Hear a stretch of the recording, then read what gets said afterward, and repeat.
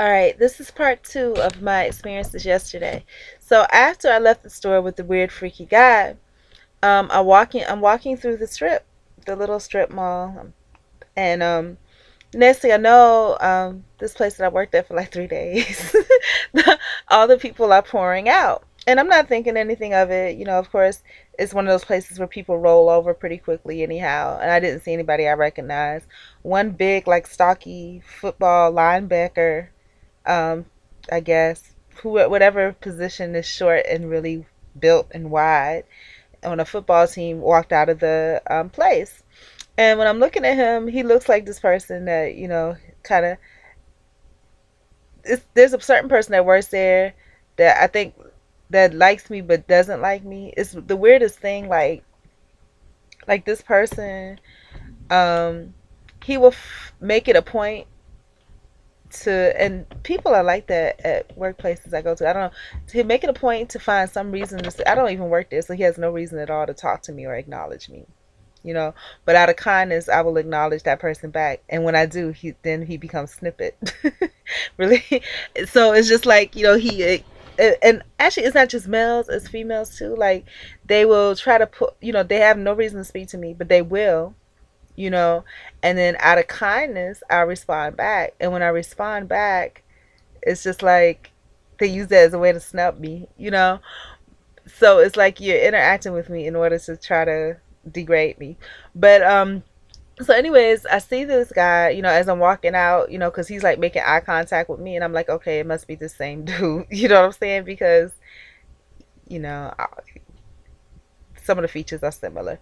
And so, but I'm like, he looks a little different. So he's making eye contact with me, and I'm looking at him like, okay, what now? you know?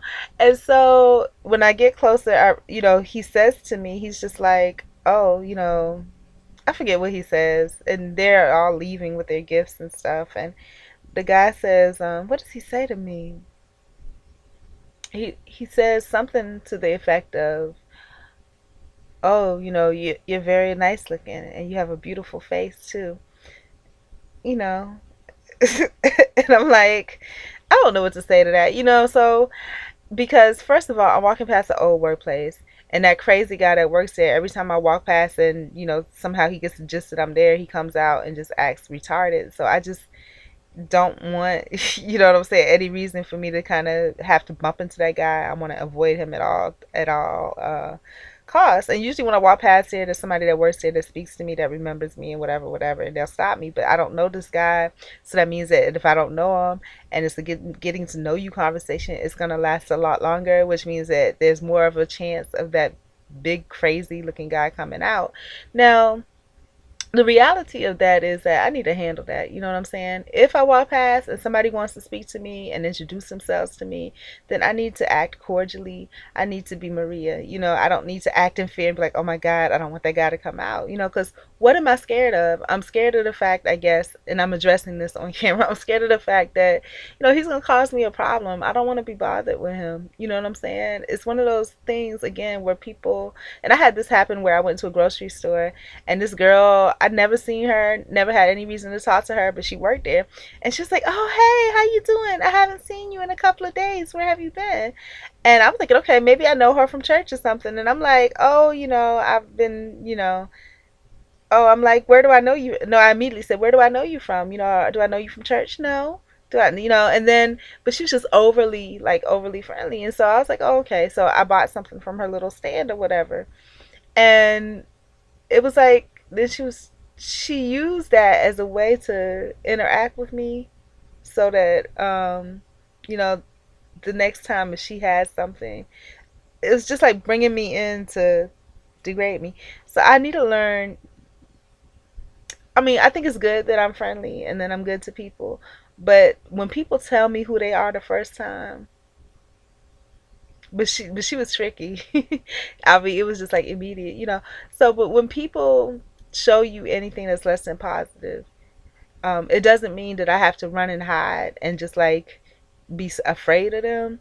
What it means is that I need to stand my ground. But when it comes to that person, I just need to give them back whatever they're giving me. They don't deserve the kindness and niceness that I give. But the thing about that is that it's not in my nature. It's not in my nature to be mean to people. You know, it's not in my nature to be rude or snippet or to, um, some people may perceive being rude if I just don't want to talk to you. But for me to cut somebody down or to say something negative or make them to be perceived in a light, that type of warfare, I don't do that. I don't do that at all. Either, I like you, I'm open, I'm welcoming, and I'm talking to you, or either I've decided that I have something else that I need to do, and I'll be very direct and short. Okay, I would never try to make a perception about you that's less than positive or, um, interact with you so that I could act negatively towards you, And so thinking about perceptions, I have to think about it the other way that perhaps, maybe in their mind they're being nice too. You know what I'm saying? I don't know, but it's just in the future when that person speaks to me, because I'm in the area all the time. So in the future, if I see that person speaks to me, you know, I will just not say anything because I don't have any business with that person. And I think that the things that I'm susceptible to is if I work with somebody or worked with somebody or if somebody has been in a homeless shelter, I feel like I'm obligated to go out of my way to be kind because the places that I work are crappy places like telemarketing places and things like that. So to me, all of those people are like shelter people anyway. So I feel obligated to to acknowledge them and be kind to them because if you're working, and I'm one of them now, but if you're working those types of jobs, then obviously you don't have a lot of money and you don't have a lot of resources because nobody says I want to grow up and be a telemarketer. You know what I'm saying? Unless you're in marketing.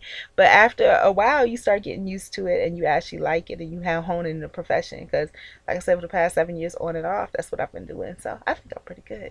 But or decent, I actually appreciate and can enjoy talking to different types of people and things like that, on the phone, and it's fun. It's a lot of fun. So I know in the future when it comes to that person, I need to learn to shut down, and not speak. I don't know how to do that though. That's hard for me. But anyways, back to the guy real quick. I only have like 3 minutes left because I'm going to try to at least keep each segment to 3 minutes, 10 minutes. Um, So the big linebacker, stocky guy, oh, you're attractive, such and such and such. You have a nice face too. And again, I didn't know what to say to that because I'm just walking out of the store and I'm just coming from this creepy experience of this freaky, creepy guy. This guy, he's dressed well. He seems okay. He has a job, but it's awkward because it's at a job that I used to work at, and that crazy guy works there, and whatever craziness, I don't want it to spread over to that. And so it couldn't, if it was something that could have been short and sweet, like if I had a fellowship card, a networking card, a business card, I would have just gave it to him and kept it moving. But I didn't have anything, and for me to stop and have this conversation when all these people are pouring out of the building, it just wasn't gonna happen. So I kind of just kept walking, which seemed rude, and somebody that might have known me may have came out and saw, you know, what was happening. I kind of zoned out, and so I probably had a dazed look in my eyes. I was zoning out because I didn't want to be involved in all of that. They might have saw what was happening, and then the response that I heard somebody say was like, "Oh, okay, um, oh, it's her." You know what I'm saying? Like maybe they wanted to speak, but I was so deadpan looking that it was just like, you know what I mean? And then maybe they noticed that maybe this guy was trying to holler at me, and then I'm acting this way, and so it all just looked kind of stank.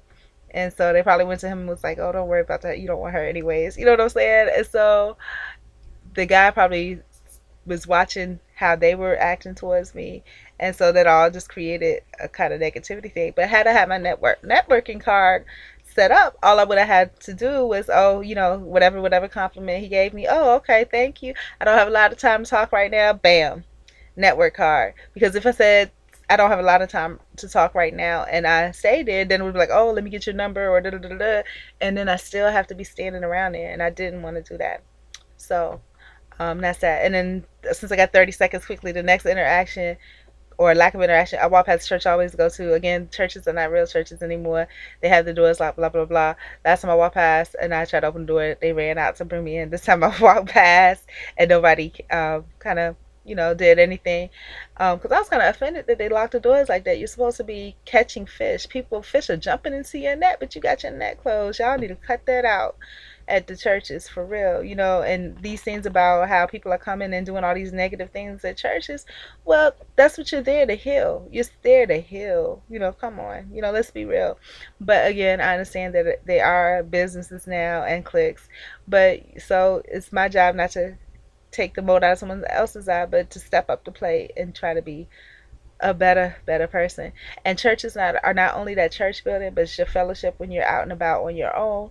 It's also at work because it's a group of people that are congregated. It's your job to step up to the plate, whatever situation you're in. So God bless. That's segment 2 and 3 of my day yesterday.